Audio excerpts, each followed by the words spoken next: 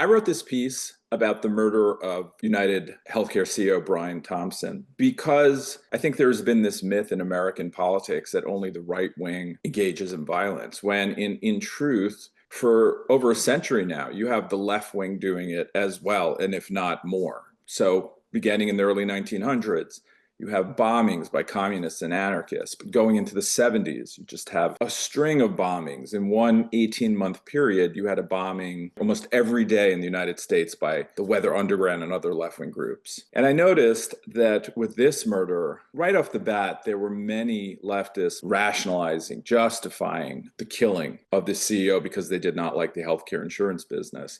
And I'm not just talking about fringe people, but I'm talking about mainstream American politicians like Elizabeth Warren, like Chris Murphy of Connecticut, who will give some perfunctory condemnation of murder and then say, but.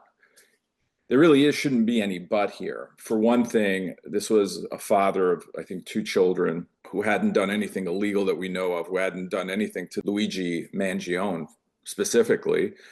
He was an innocent man murdered in broad daylight in the street of Manhattan. So it was just a nefarious act of murder, and there's no excuse for it, and that's where the sentence should end. But for some reason, a lot of socialists believe, I think, that there are murders that are somewhat justified. And that is an incredibly un-American position to take. And it's a position and a moral test for people to say, no, you don't do this, even with people we disagree with, even people we think are engaged in business practices that are immoral, let's say. For more stories like these, be sure to subscribe to the New York Post right here on YouTube.